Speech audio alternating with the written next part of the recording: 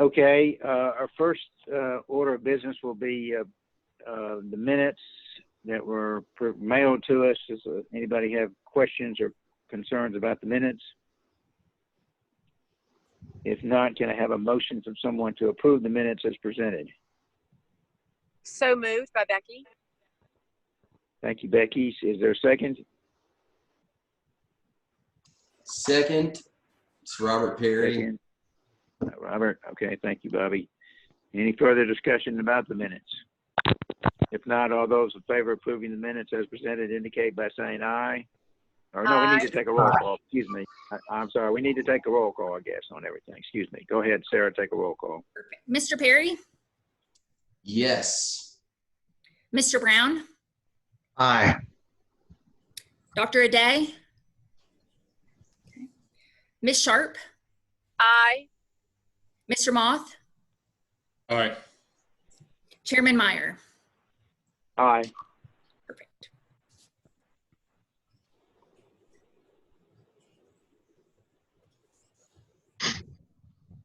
All right. Everyone agreed, minus Dr. Aday, who's not present.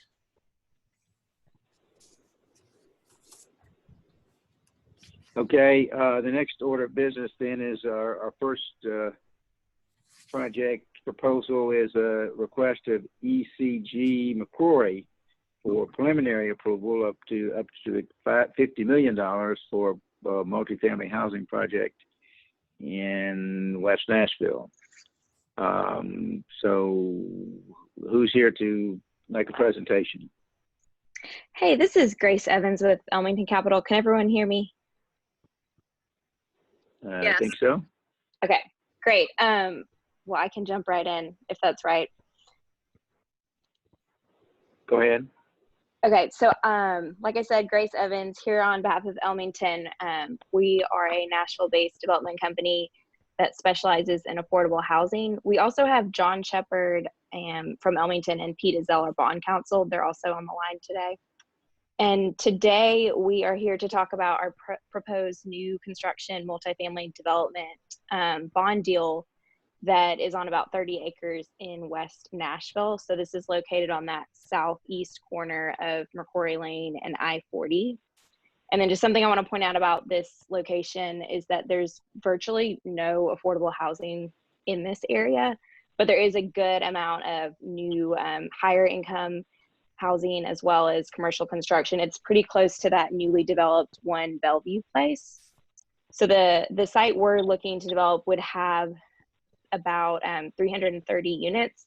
So that'd be 1, 2, and 3, 4 bedroom. We're aiming for 81 bedroom, 122 bedroom, 83 bedroom, and 54 bedroom. And all of those units would be rent and income restricted, either at 60% AMI or with an average of 60% of the area median income.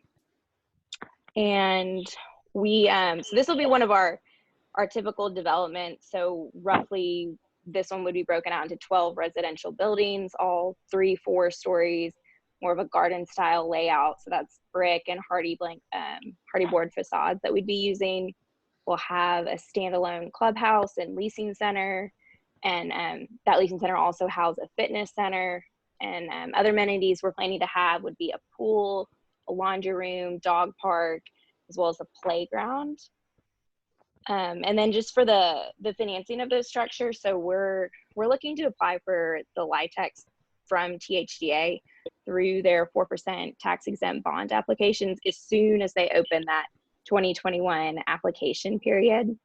And then you have to submit that first, and then afterwards we'll be going to apply for a 10-year pilot program from MDHA. And then for this group here, we're here requesting a not to exceed amount of $50 million in tax exempt bonds. And we'll also likely have a small taxable tail loan at the end of that, probably about $2 to $3 million. So that's what we're aiming to do. And then just timing wise, like I said, we're going to try and apply for those tax credit bond award from THDA as soon as they open that application. And then we've already actually floated this development opportunity with potential equity and construction investors. So we have them interested in working on underwriting on that. So with that schedule in mind, we would hope to have a closing in April 2021, at which point we'd begin construction right away. That would have us delivering our first units by September 2022, with everything being complete by December. And then we're here for Okay. questions as well. Right. Speak up if you have a question.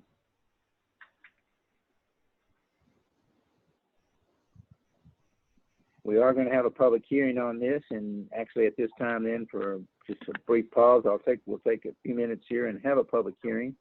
I'll call that open first. Is there, Cindy, have we had any communication for anyone wishing to, has anybody submitted any information or anyone indicating a desire to speak on this matter? No, no one has contacted me to speak on this matter, and I didn't receive any materials requesting to speak. Okay, and as best you can tell, there's no one has called in or is calling in to want to speak. No.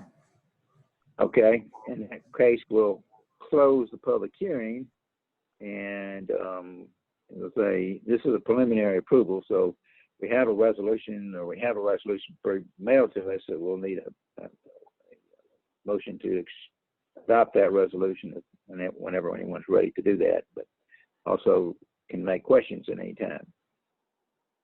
Ask questions. Say again? Chris Moff here.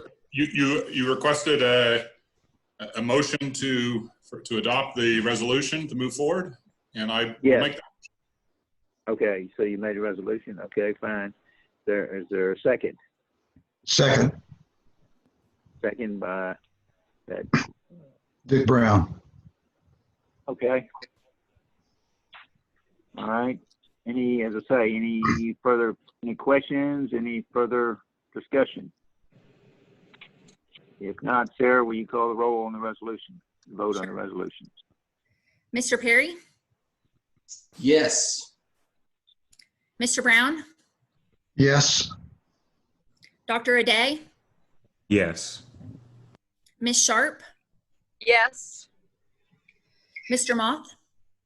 Yes. Chairman Meyer? Yes. So And the that vote is was, a yes vote. how many? 6. What'd you say? 6-0. Yes. 6-0. Okay, thank you. All right, so that resolution is adopted. That's for the preliminary approval. We'll be seeing them back, I guess. Do you expect that will it be within this year, or will it be after January, you think, before Grace, do you have any information? Sorry, for the inducement resolution? I mean, for the allocation, when you expect they'll be putting out more money. That would be 2021. We're That's hoping gonna be, January, February is typically when they open it up, the application period. Right. So you're just trying to get in line, I take it. Right. Okay. All right, good luck with it. We'll see you whenever you get back to us. Thank you. Great, thank you. Thank you.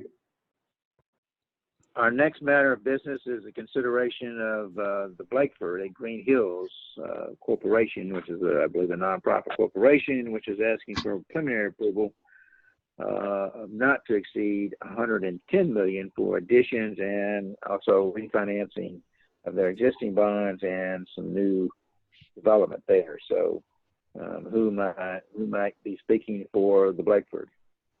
This is Jerry Peterson. Let me open. I am with Butler Snow, one of our bond lawyers. We have present Brian Barnes, who's the president, CEO of Blakeford, Al Griffin, who is the chief financial officer, Jim Porter, one of our partners, who's the general outside counsel for Blakeford, Dean Scarano and Peter Delaney with Raymond James, who are the financial advisors to Blakeford, and James, but usually known as Jimmy Ruster, with H.J. Sims, who's the underwriter. This is a financing, as was mentioned, due primarily to finance an expansion, also to refund existing bonds. If pending legislation permitting advance refunding were to pass, we would do it as part of the tax exempt financing. If it doesn't, it's likely going to be Cinderella bonds, which would be taxable bonds that become tax exempt when the call period expires. The schedule is we'd like to print an offering document at the end of September. So we'd like to come back next month for a bond resolution. We've started circulating financing documents. And at this point, let me turn it over to Brian, who can give us a sort of brief description of what these new expansions and improvements are. Great, thanks. As you mentioned, Blakeford is a nonprofit corporation. We've been providing housing and care services to seniors on our campus here now for over 24 years. Our campus we got about 9.5 acres here in the Green Hills area of Nashville, and our campus is what's known as a continuing care retirement community, or CCRC. You may have heard that term before, which simply means on our campus we have multiple levels of care. We have independent living, we have assisted living, and we have skilled nursing and rehab. So in this model, someone can move into independent living and essentially kind of age in place, transition through the campus as their needs require, without having to move to another community. And our model, these types of communities, a lot of different types of financial models associated with CCRCs. Ours happens to be a life care model, which means you pay up for an entrance fee along with monthly fees, and then you get discounts as you age through the continuum.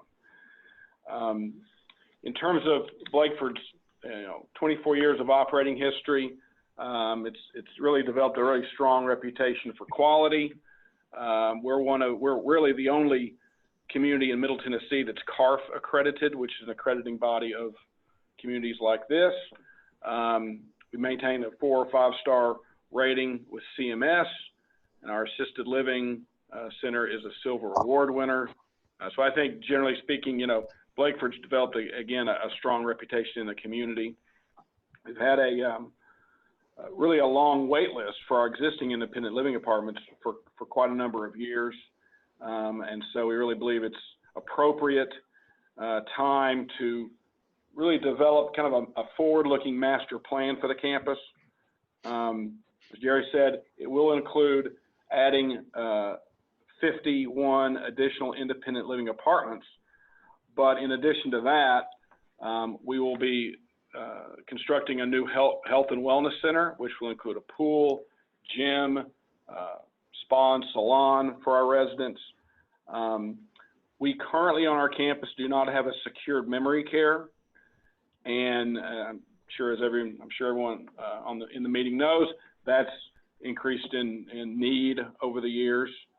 And so we'll be taking some part of our assisted living building and replacing it with a new memory care neighborhood, and really going into throughout the community and improving all levels of care for all the residents. And if you kind of think about if you're familiar with senior living, but senior living campuses being built and developed today are certainly much different than they were 25 years ago.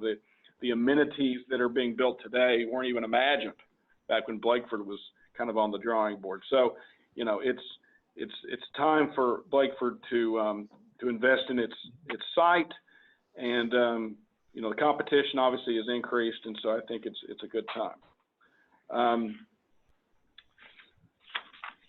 Let's see. I did think, I don't know. Anytime you talk about senior living these days, COVID comes up. I thought I would maybe say a couple of comments about how that's affected us. We took precautions early on as far as limiting visitation, group activities, communal dining, etc. It's certainly been challenging for us. The Tennessee Department of Health, back at the beginning of July, mandated weekly testing of all of our staff and our assisted living and healthcare residents. So we've been doing that since July. I took my test this morning, as a matter of fact.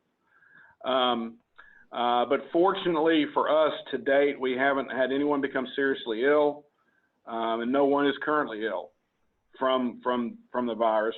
we've had positive tests, most of which have been asymptomatic, frankly. But so we've been managing it and taking, I think, the appropriate precautions. So I feel like, obviously, as we look ahead, you know, we all hope that we get past it sooner rather than later. But we've been able to kind of adapt as necessary. And in fact, our early marketing efforts of the expansion, even in a COVID environment, have been extremely positive, and the market has responded very favorably to what we're proposing. So with that, I'll open it up for questions, or back to you, Jerry, whichever is more appropriate. This is Becky Sharp. I have a question when it's convenient. Yep. I must say I have a bias. My grandmother lived at the Blakeford and received exceptional care, so thank you for that. Oh, that's great. One of the questions I'm interested in anytime, just especially now, is does the Blakeford have a policy in terms of diversity, equity, inclusion on its board of directors? It is a definite priority. And in fact, our current board is, I guess it depends on how you want to define diverse. I would consider it diverse, but it's certainly, in fact, our board met a couple of weeks ago, and we're coming up on our next kind of cycle. And board diversity is kind of really at the top of the list as we look toward kind of the future for Blakeford. But I will say that in the past, Blakeford has done a pretty good job of making it a priority. And there is currently some diversity on the board, and I look forward to more in the future. Thank you. Mm-hmm. The senior living, Chris Moth here, the senior living facilities that we've supported in my memory in the last couple of years seem to have come with conditions on income, trying to help lower income seniors. And I think Blakeford is probably structured a bit differently from that. Can you sort of talk about the initial capital outlay to move in, and how this fits into the ecosystem of and the challenges of senior living in that way? Thank you. Mm-hmm. Yes, as I mentioned earlier, Blakeford is a life care community, which does require an upfront entrance fee and then monthly fees. It is not, what anyone would consider a lower income property. We do have income requirements that someone would have to meet. Generally speaking, most people fund the entrance fee by selling their family home, their home that they've lived in for years, and that generally funds their entrance fee. The one caveat to that is once you're approved and once you move in and you become an occupant, regardless of what happens to you from that point forward, you could exhaust all of your funds. Blakeford commits to taking care of you for the rest of your life, whether you can pay for it or not. And that has happened on, I would say, somewhat rare occasions, but that is a promise that Blakeford made. So there is an upfront process in terms of financial qualification, but once you move in, then we make that pledge from that point forward. Does that answer your question? This is Jerry Peterson. There's a rule that if you acquire an existing independent living facility, you've got to do the low income set aside. And we were involved a few years ago in the McKendree Village acquisition, and there we had to do the low income set aside. But this is new construction, and that rule doesn't apply. Okay, thank you. That's very helpful. And so you didn't answer sort of what is the typical down payment going? Is that a fair question even, or does it vary? Yeah. Well, it varies. So it varies on the size of your apartment. Al, our CFO, is on the phone. Al, so there's a fairly wide range. Al, give him kind of the weighted average kind of middle entrance fee amount, if you will, please. Yeah, currently the weighted average entrance fee is about just right over 400,000, 408,684 to be approximate. Okay, thank you. You're welcome. This is Dick Brown. Mr. Barnes, I think, on your new memory care unit, what's your pricing? What's your monthly fee expected to be? Yeah, so we're of course projecting in $2022 effectively. Right. I mean, that's the projected opening. I believe it's $7,500 a month is what we're projecting. Now that's the market rate. Right. Life care folks, as they transition through. That's part of the benefits of life care. They would pay less than that, significantly less, frankly. But if you were to come in directly as a non-life care into memory, $7,500 is what we're currently showing for our 2022 monthly fee. Okay, thank you. And maybe for your bond folks, curious, what's the breakdown of the 100 million as far as new money projects versus refinancing of old bonds that we issued, I believe? Well, I can handle that. The outstanding 2012 bonds have just less than $24 million outstanding. So the rest of it will be, approximately dedicated to the new project. Okay, and Jerry Peterson might have covered this, but what's your, does this expect to be rated or non-rated? Yeah, very good question. Currently, the Blakeford is investment grade rated BBB flat by Fitch.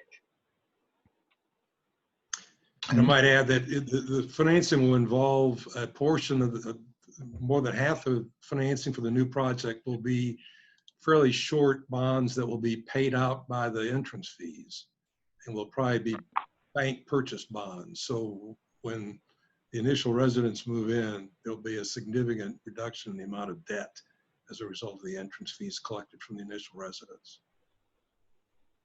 Okay, thank you. Thank you. This is Steve Meyer speaking. What's your zoning provisions there? Is it, what you're doing within requirements? You need any variances? Do you know that? Yeah, we actually started that process late, I guess it was late 19, and received, we had to deal with some density issues on the site. Yeah. And we actually got through Metro Council and zoning planning, I guess it was February this year. So we've got everything in hand related to zoning. Does that require a rezoning or a variance or what? You had to go through the council, you say, to get this? We did have to go through the council. Jim, would you classify that as a rezoning, Jim Porter? I don't think it was a rezoning. No, it was. I don't either. No. What was the issue that the council was considering? Why did you have to go there? There was an issue with whether there was there was a part of land set aside within the Burton Hills project, which is where the Blakeford is located. And the question was whether there was sufficient space under that, and there was. They determined that there was. But ultimately, it was density that, it was the density calculation, I guess how I would phrase it, that forced us to go before council. So what, did the council have to vote on something? They had to vote on a amendment, a resolution, something? What was the vote?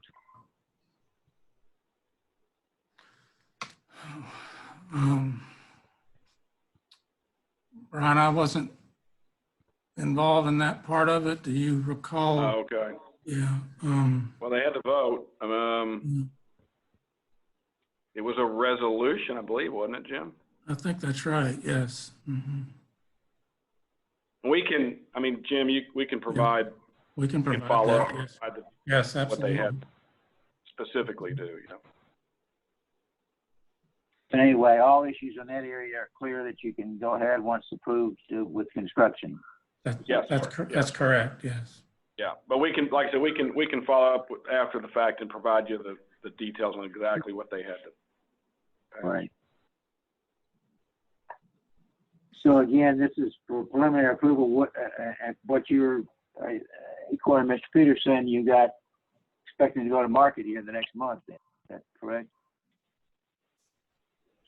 Month and a half, toward the end of September.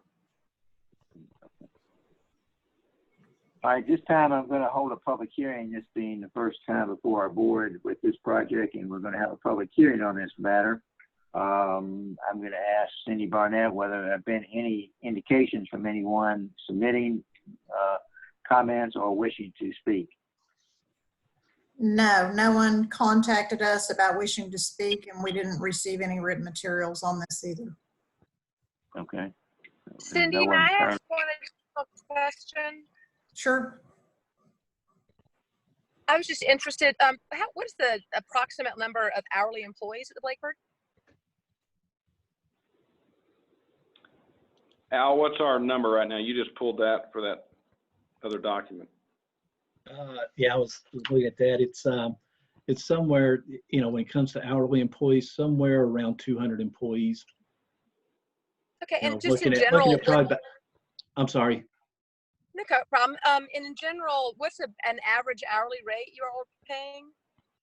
For That someone who varies. applies for a dishwasher or wait staff or one of the supporting help? Oh, for the supporting help, we're running probably somewhere around $14, $15 an hour.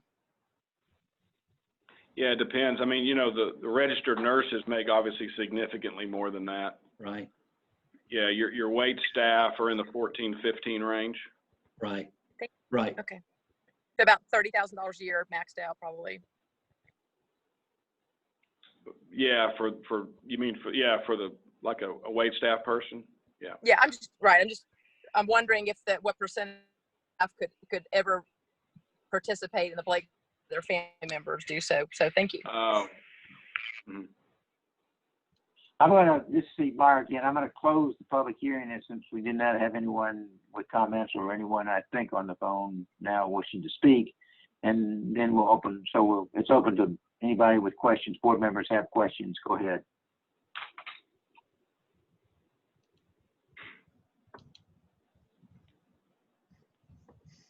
And if not, we do have a resolution before us that's open for anyone to make a motion if they want to approve this resolution of giving preliminary approval.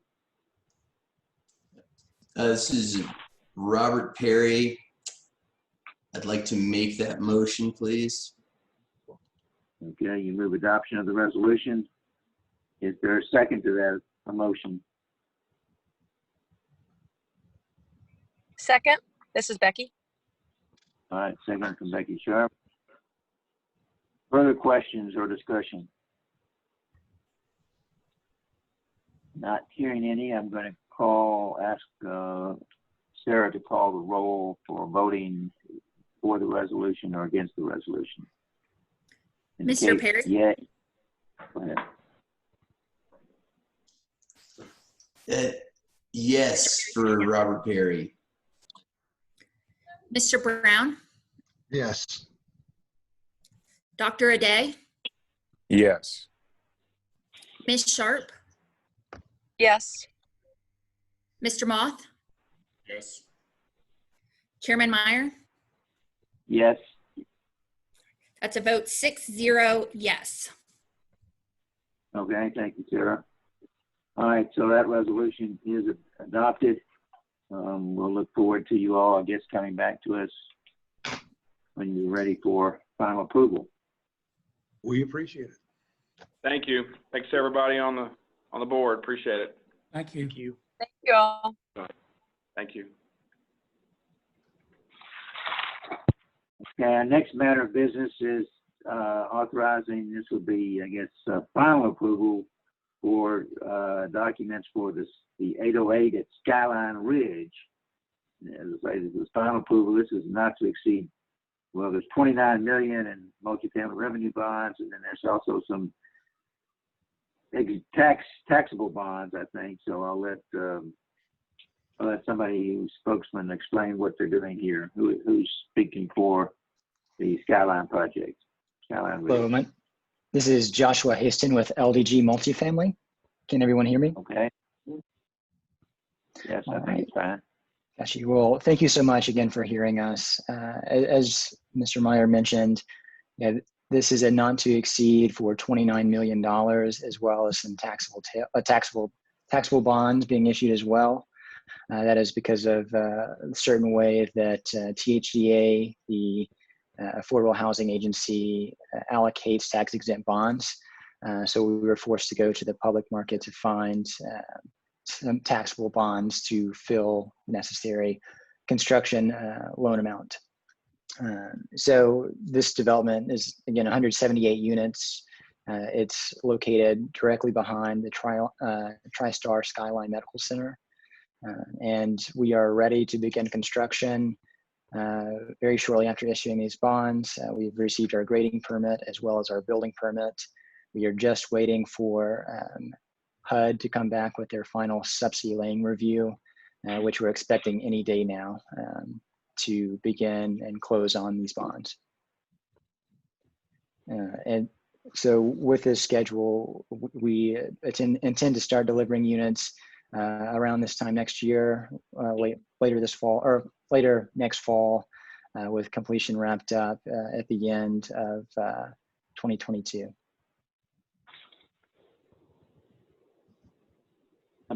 Steve Meyer, did you say something about subsidy HUD review or something? I didn't. Yes, so there are 44 project-based vouchers that this project has been awarded by the Metropolitan Development Housing Agency, or the local housing authority.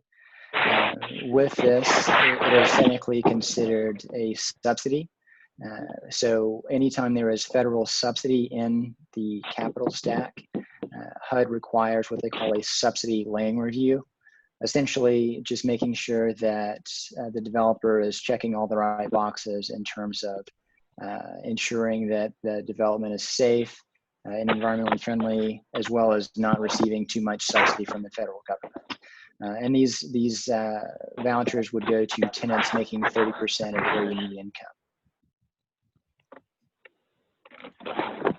So these units are designed for low and moderate income, but additionally, people who below 30% could qualify for a subsidy that would pay subsidized that rent that they would be responsible for paying. Correct. So anyone who qualifies for the units always pays 30% of their income. Right. With this, though, the income bar is much lower than other typically restricted units.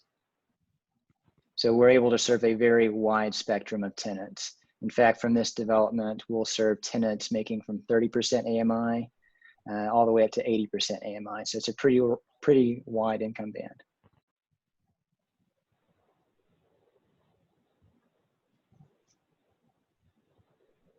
So I'm sorry, let me think about this now. So people are not supposed to pay more than 30% of AMI being average annual median income, annual, what is it?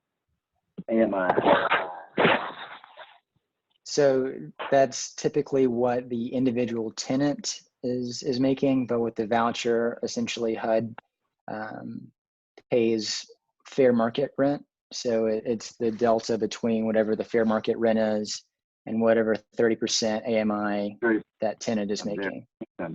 Yeah. And so what are your rents going to be in this project? Great question. So for a 2-bedroom, that's about $1,000, $1,031, and for a 3-bedroom, it's about $1,153. And that's the lower end. With the higher, or with the 80% AMI units, those go up as well. I'm sorry, if you have 80%, it would be higher, you say? Yes, those would be around $1,250. Yeah, is that the, I don't know, what do you call that? Is that the market rate in Nashville these days? No, the market rate is significantly higher than that. Market rate's $1,600, $1,700 a month for a 2-bed.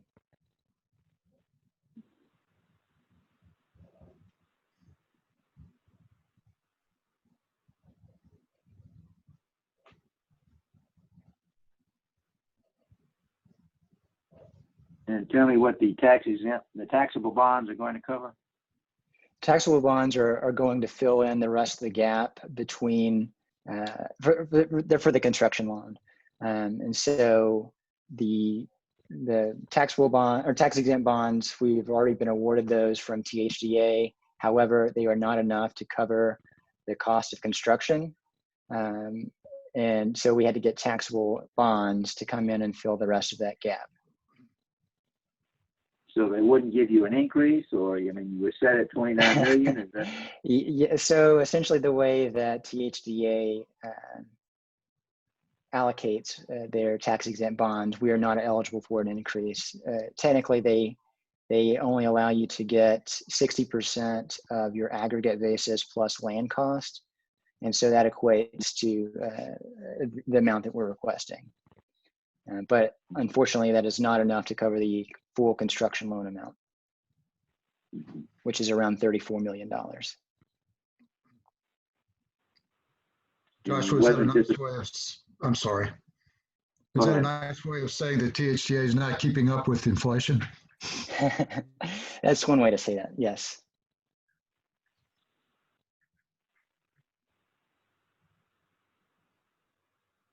Was this a project you actually came back to us for an increase from the plan? That's correct. So yes, so we initially saw, when we first put the job out to bid, we saw an increase in what we expected to pay.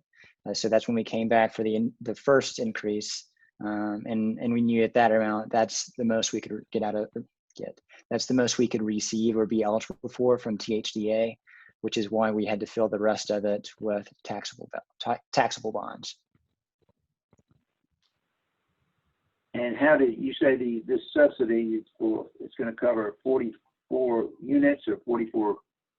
44 units. So it'll be 22 of the units will be 2 beds and 22 of the units will be 3 beds. And so do you hold those units open for people who fall into where they? Yes. People who. Yes. So actually MDHA works to fill those units. They work in partnership with our property manager, Infield Property Management, they essentially send tenants that already pre-qualify for those incomes to the property. See, and do you have to accept them, whoever they send? Is that, I mean? I believe so, yes.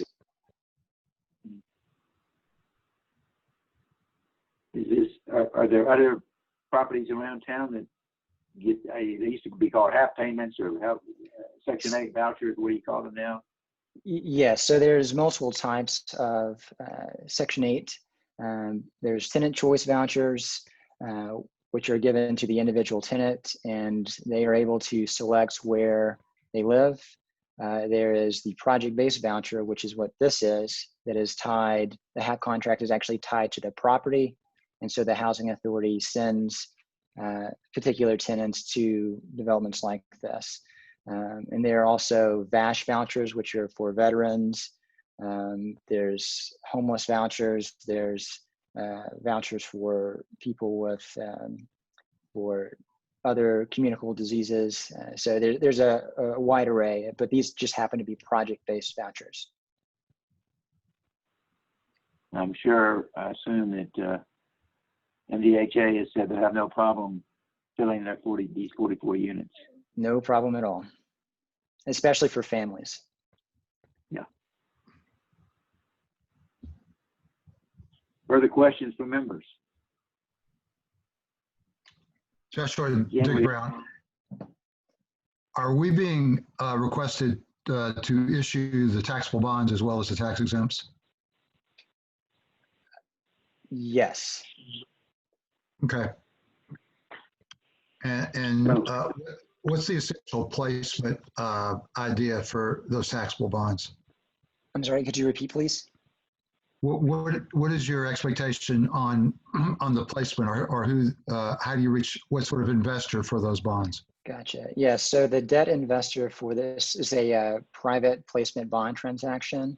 The debt is being provided by R4 Capital Funding, and the actual end investor is Cedar Rapids Bank and Trust for the bonds. Great. Thank you. Mm-hmm. Okay, again, we do have a resolution that was included in our packet. Is there a motion to adopt the resolution? This would be final approval of this project. So moved. There's a motion by Mr.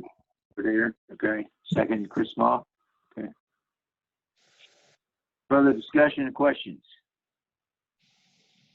If not, I'll ask Sarah to take the roll call. Mr. Perry, Aye. Mr. Brown, Aye. Dr. Aday, Aye. Ms. Sharp, Aye. Mr. Moth, Aye. Chairman Meyer, Aye. 6-0, yes. All right. Thank you very much, Sarah. everyone.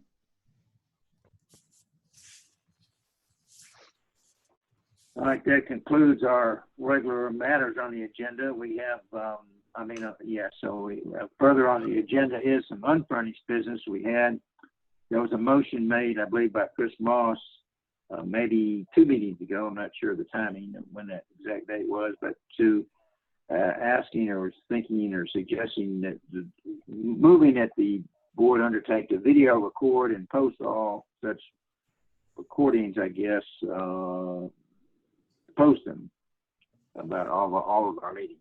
Chris, you want to explain further? You're still in favor of this? And Oh yeah, thank you very much, Chairman Meyer. So we are an organization that is, in a sense, in a very real sense, redirecting federal tax dollars of our neighbors and fellow citizens, and as such, I think we should work for transparency of how those dollars get shifted to the extent we can. And in this pandemic in particular, my understanding of the governor's order is that these meetings should be recorded and available. And so we need to find a place to store them for now.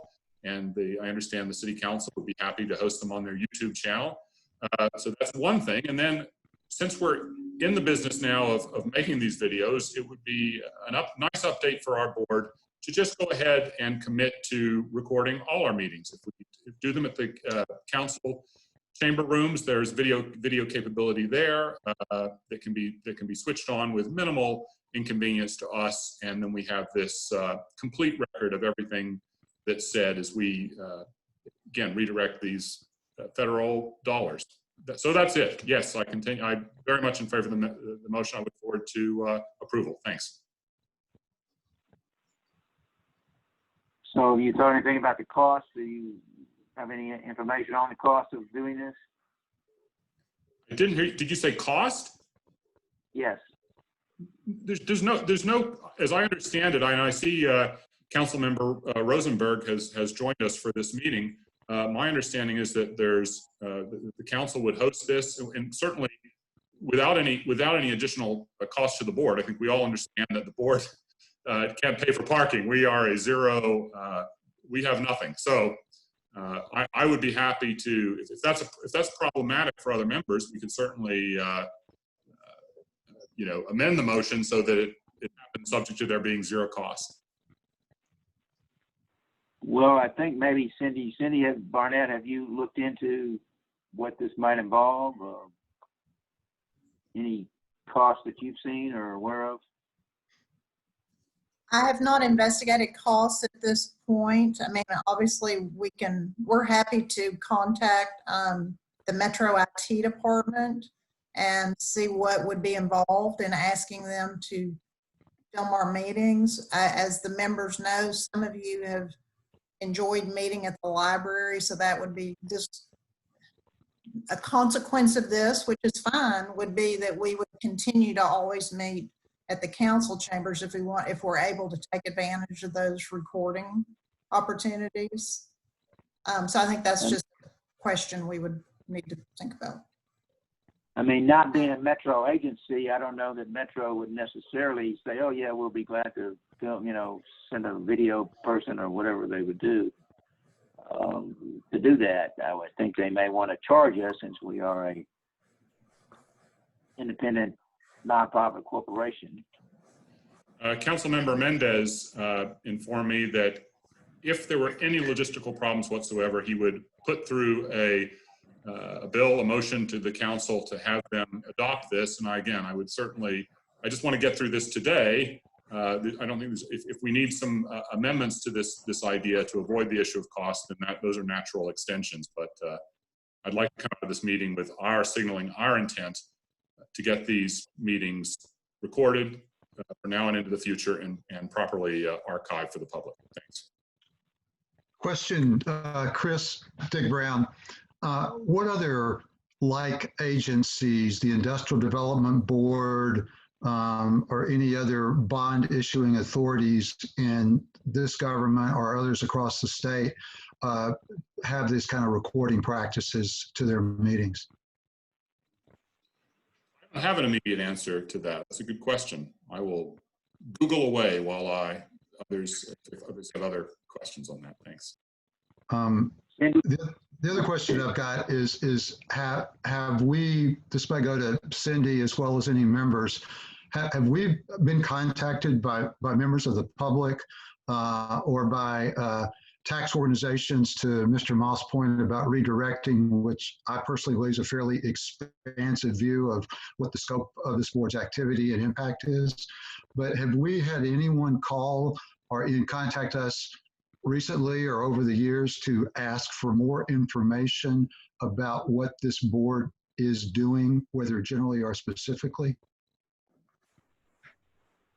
I can respond only in terms of public records requests, which I would say we receive a public records request maybe once every few years, because we're on the Metro website as the contact for the board.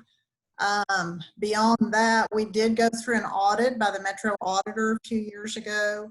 And so the auditor came and spent several days in our office going through all the board's books and records. And there were no recommendations to change any practices following that. But that's the extent of my information. This is Becky. My comment around that is that just because they're not rules that require there to be ramps into houses doesn't mean a house without a ramp is inaccessible to someone with a physical disability.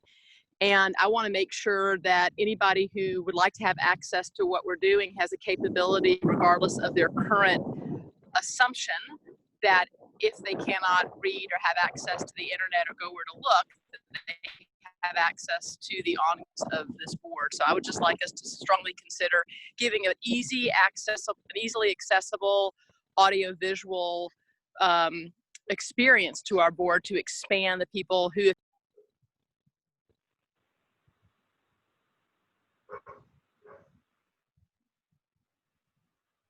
Becky somehow got muted there, I thought, but okay, we got your point. Thank you, Becky. Thank you.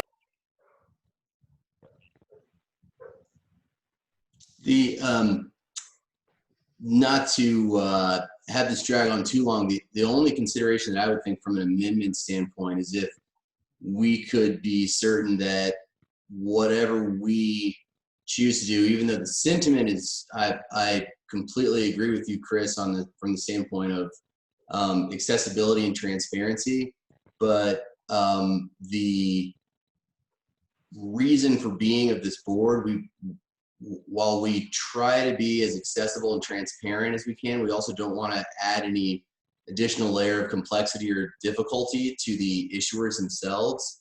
So we've had some instances where like KIP was in front of us and felt obligated to bring their own camera crew just in case. I could just see if the process gets too, I hate to say politicized, but do we need a court reporter? And if council agrees to eat a certain degree of the expense, is this really something that, because we're state chartered, needs to be funneled through Justin Wilson's office? Like, I don't know any of the answers to that. I would like our process to be as simple and straightforward as possible, but the implications of video recording and the logistics are something that I think it would be smart to figure out exactly how we do it before we vote to do. I think that the execution would be very, very important here, because heaven forbid we do something incorrectly that then leads to a school or a religious institution or somewhere else not being able to just get a bond deal done. That may be a little slippery slope, but because there are so many moving parts, it could be smart to figure out the logistics as to how we would do it exactly prior to voting to do it. Oh, and I got a 3-year-old in the office. Let me mute.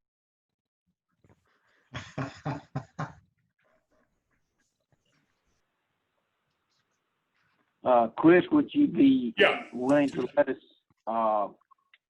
have Cindy and maybe you together look into what would be involved and whether there would be any costs? As I say, I don't know that we can just call up Metro and say, send somebody over to film this, or how that works. I don't know. I think Cindy hit it on the head. I mean, so right now we talk about the potential of video to and the increased transparency to actually potentially intersect with the outcomes down the stretch. Well, as I understand it, we are making videos right now via Zoom, and I thought those are supposed to be posted. So I don't think that argument stands up quite so well as before the pandemic. Well, I mean, right. They're doing it. I guess this is really being done by Stokes and by the law firm is doing it. Is that right, Cindy? Your firm is recording this, which is Yes, because we're hosting the Zoom, so we have the record of it if anyone wants it. If the board wants to vote to ask us to post these, the posting requirement in the governor's orders is if the public doesn't have access to these meetings, which clearly they seem to, but that's something, Chris, you're exactly right. We have a record in our office of these, so if the board wants us to post last month's, which we recorded, and then today's, we can certainly do that. We can get in touch with Metro IT to do that. The only consideration I would have there is, are we going to be asking Adams and Reese to eat a certain expense that they, because right now, because we have no budget, Adams and Reese for our legal counsel, what protects all of us individually for the deals that Dick and Steven sign, that's Cindy's review, and she is priced as appropriately as she can. I know that in Memphis it's like a flat rate, like everything's $25,000. I don't know if it's that ridiculous, but it's fairly costly. And so if there were a way to do it that didn't rely on us using like a super regional or national law firm, I'd be all for it to keep the cost to the issuers lower. Just my 2 cents. I mean, I'm a lawyer, and I try to do as much myself as I possibly can without, I wouldn't sue myself for malpractice, but you know what I mean. I heard Chris say that he was open to having some additional language added around reasonable cost or no cost. And I would also like to say, being a huge fan of diversity at all levels, by doing so, we also open our board up to someone who maybe due to a physical disability could not physically get downtown. And what a beautiful thing would that be to show that we do not require you to have transportation and be physically on site to have a voice. So one thing in terms of just please consider this, and second, maybe we can add some language, and I'll mute. Well, now, as I understand, this would be recording. It would not be a live as we have now. I mean, somebody technically could phone in and join this meeting live that we're having, and I presume once this pandemic is over, we're going to go back to having regular in-person meetings in a session in presumably the courthouse or the library, which, like you say, people do have access to there and can come. But even if, as I say, even if we were recording it, it would not be a live broadcast that people could participate in as they could now. They either have to show up or submit submit writings if they wanted to, have some participation or comment on the project we're considering. So I don't think it's not going to, say people can participate from their living room. They've got to come to the meeting or submit written comments. Understood. Maybe that's something we can consider at a future discussion. Right now, on the Chris Moff suggestion, though, could we add language just regarding no or very low cost for video option? Or could our decision be subject to the logistics that between council and the comptroller, like, hey, we would like to do this, but I don't think we should pay Cindy's billable rate to do it, because that just gets passed through to the nonprofits that access this board in our kind of facilitation capacity. Is there a way to just, we would love to make this possible, and then let the powers that be make the final determination as to how we can do that. I mean, it's obviously still gonna have to consult with Cindy, but it seems like there's still a little bit to hash out. So why don't, I guess, would it be in order for me to amend the motion? I'll take a stab at it. That we amend the motion so that video recording and archiving is subject to a cost-free environment provided by the city council, or nominal costs such as a Zoom meeting by the law office. And that amendment would need a second to keep going. I'm sorry, I didn't, you said the council. I don't think council doesn't have anything to do with this, right? We talk about metro government, right? We have to ask whoever the office, whoever records. I don't know how council meetings are recorded. That's fine. I don't know if you can accept my amendment as stipulating metro government instead of council. That's acceptable. Yeah, you know, if there's no cost, if it can be done, if metro government is willing to do it at no cost to the board, will be, you know, I guess welcome to have it, you know, to have that, do that. This would be a recording that would then be archived, I guess, is what you're suggesting, right? Be archived and available for anybody who wanted to go back and that's correct. And we have an amendment now to make it subject to these cost stipulations, but that amendment has not been seconded yet. I would like to second that if we're okay on the language. Sorry, the dog is also in. This is what's so funny about the recording when you have so many young people at home. Could I make an amendment to the amendment that it is subject to the board's governing? Is it our governing body, our governing authority? It's just like the comptroller's office they're the people that tell us exactly what we're able to do, as far as I understand it. Is that right, Cindy? We're a state nonprofit, so yes, we're subject to state nonprofit statutes and regulations.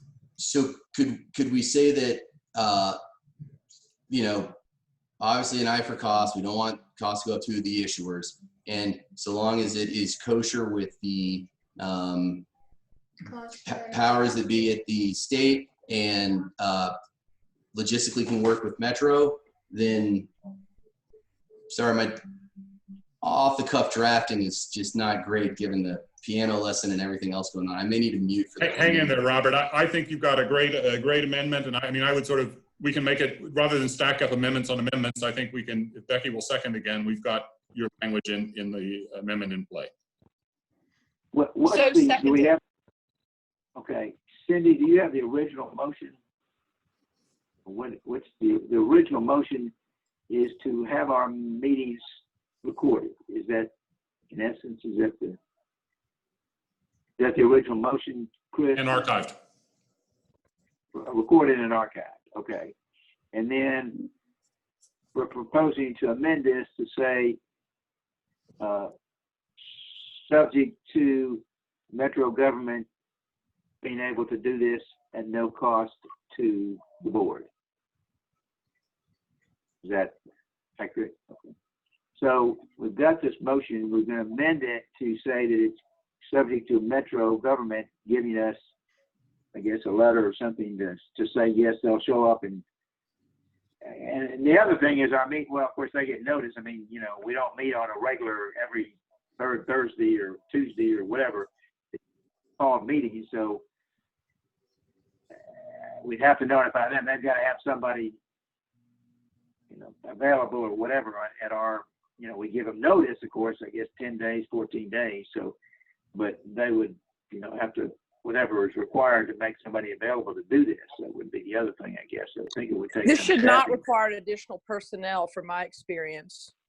Is that right? This should be something we can just click a button and be recording. It depends, it should be roughly that easy there at the council chambers or other Metro government office. And don't forget that Robert Perry mentioned that it has to be approved by approvable or not at odds with state policy regarding our board fundamentally. Thank you, Chris. But I guess this would kind of, I don't know, I guess we kind of not prevent, but with meeting at the library, which we've done a couple of times, which was convenient, but they obviously don't have the recording device, whatever that's set up in these council rooms, meeting rooms, I guess. So that might prevent us or persuade us from not meeting at the library anymore, for what that's worth. Library had free parking. That was the plus for them. But this is Cindy. I'm happy to reach out to Metro IT and just talk with them about logistics to understand, how much notice we need to get. They post our agendas. They know, folks at Metro are aware of, when we're using facilities, we always coordinate with them. So I'm happy to talk to the IT department and just discuss operationally, what does this mean? Do we need to just give you a call once we set a meeting date? Can Sarah and I be trained on the equipment? We can just figure out how that works as a practical matter. We're happy to do that. And if we could be as conscientious as possible, because I know Metro Legal, I can't remember the number of hours they billed for our audit, but wasn't it? It was like well into the 600 hours or something like that. So if there's any state versus Metro dynamic that we could, if you want me to do some pro bono research to make sure that exactly what we ask the state comptroller, I'm happy to do it, just because this is all about the issuers and their cost of funding and the administrative process. Oh, got to mute again, sorry.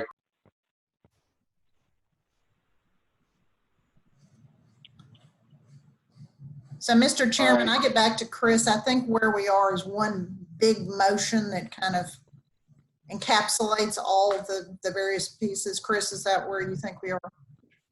I'm fine with that. I don't think we have to go through the mechanics of voting for the amendment and on and on. I'm happy to have a vote on the thing. And if there's I'm happy to call the question if there's no more discussion. Okay, so you're sort of substituting, we'll say this, substituting or whatever, accepting the amendment. You're accepting the amendment to the original motion. Is that right? So only if you are. You're the chairman, sir. Okay. Well, if there's no objection, we'll accept the motion with the amendment that it's subject to being able to be accomplished cost-free from Metro government providing the recording and whatever services are needed to accomplish this. I guess there would be, and I don't know Cindy, would Metro then maintain or archive these? I suggest what we'll probably do, similar to our minutes, I'll talk with them about just archiving the videos, and maybe they can set up on our site, on our page on the Metro website, a link to where the videos are also stored. I think that would, Chris, what do you think? Does that make sense? I think they're completely ready to do that. They have a YouTube channel. This is not high tech. That's good. Okay, are we ready for a vote then? Yes. Any objections? Okay, if so, we'll call for Sarah to call the roll for a roll call vote. Mr. Perry? Yes, and can we also add Jack Perry to the Hi, Jack. Mr. Brown? No. Dr. Aday? Yes. Ms. Sharp? Yes. Mr. Moth? Yes. Chairman Meyer? Yes. All right, so that's 5-1 with yes winning.